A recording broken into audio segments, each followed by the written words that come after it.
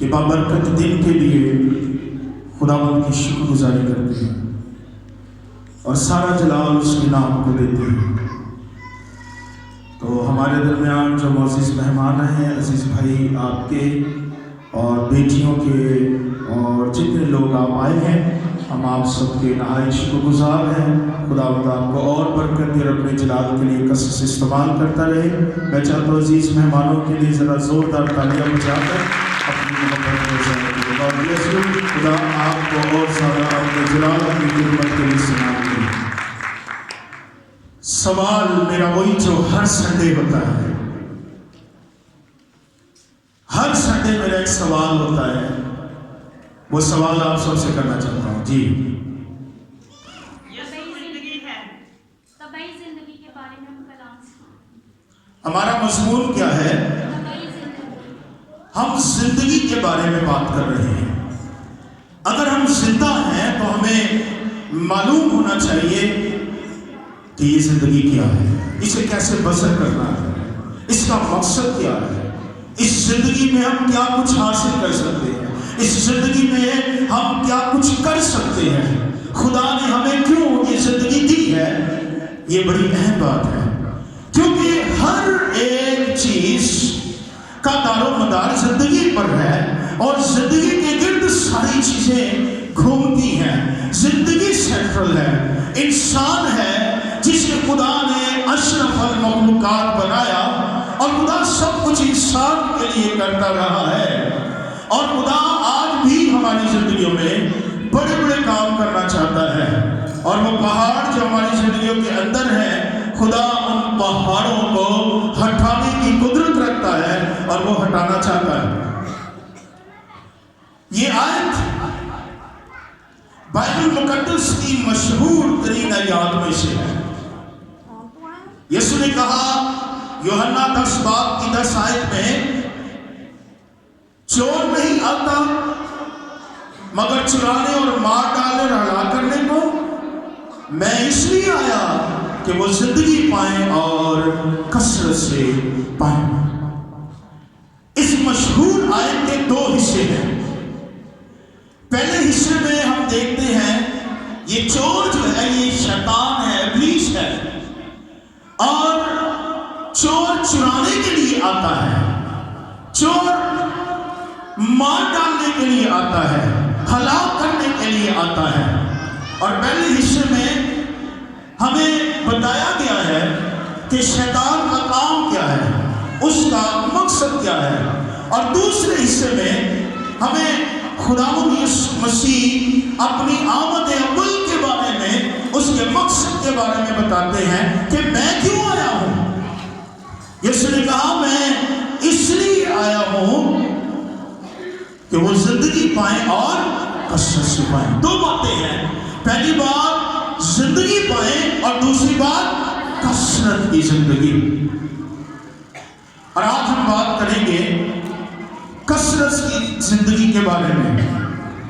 ہم نے دیکھا چور کا مقصد چرانا، مار ڈالنا، ہلاک کرنا ہوتا ہے۔ جب شیطان آتا ہے، ابلیس آتا ہے،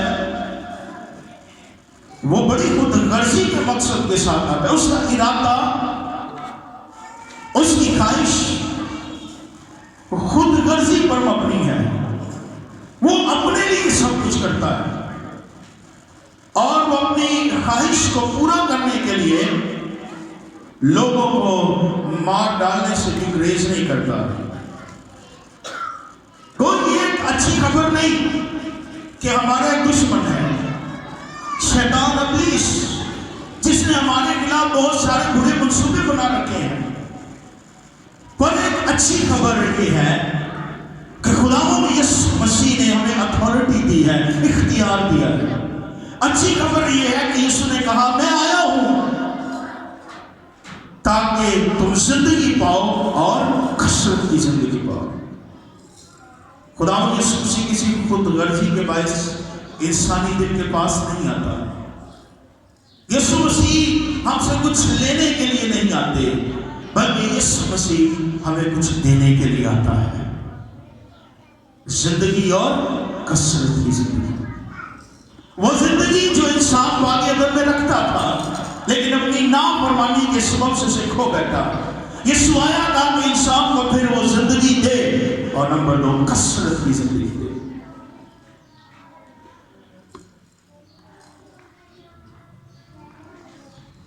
ہم بائبل مقدس میں بہت ساری ایسی مثالیں دیکھ سکتے ہیں جہاں ہم نے لوگوں کو کثرت کی زندگی پاتے ہوئے دیکھا ہے. کثرت کا مطلب ہوتا ہے محتاط,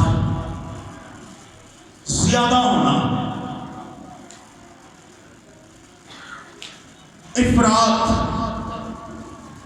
اور اس کو ہم لفظ معمولی سے بھی سمجھ سکتے ہیں.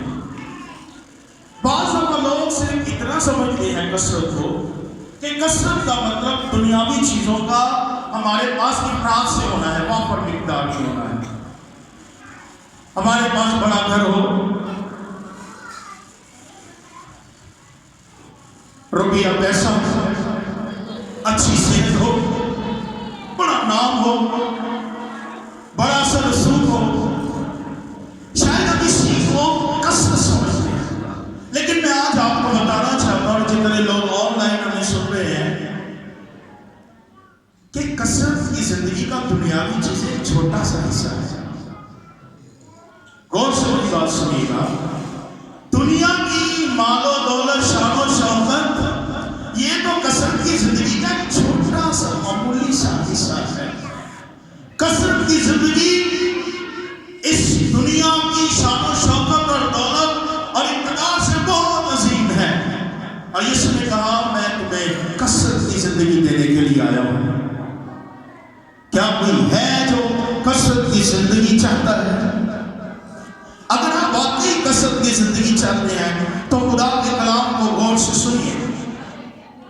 کلام مقدس کے اندر یوحنا کی انجیل کے 4 باب میں ہمیں ایک واقعہ ملتا ہے جب خداوند یسوع مسیح سامریا میں گئے اور وہاں یعقوب کے کنویں پر بیٹھ گئے, اور وہاں ایک عورت پانی بھرنے کے لیے آئی, اور آپ سب جانتے ہیں کہ وہ عورت سامری تھی. اور جب یہ سامری عورت وہاں پانی بھرنے کے لیے آتی ہے تو ہم دیکھتے ہیں یوحنا کی انجیل کے 4 باب میں 6 آیت سے لکھا ہے, چنانچہ یسوع سفر سے تھکا ماندہ ہو کر اس کنویں پر یوں ہی بیٹھ گیا. یہ 6 گھنٹے کے قریب تھا. سامریا کی ایک عورت پانی بھرنے آئی. یسوع نے اس سے کہا مجھے پانی پلا.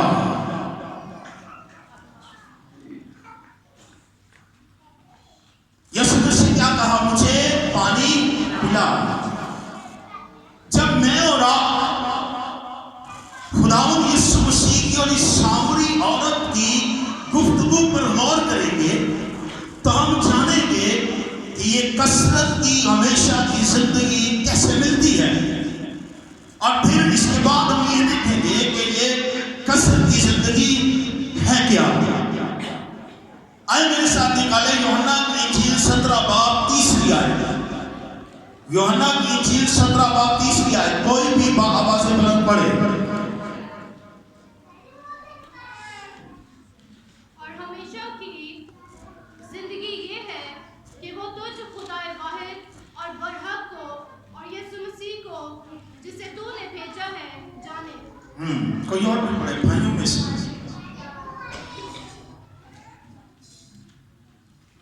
جلدی سے بھائیوں میں سے یوحنا 17 باب 30 آیت. اور ہمیشہ کی زندگی یہ ہے کہ وہ تجھ خدا واحد اور برحق کو اور یسوع مسیح کو جسے تو نے بھیجا ہے جانے.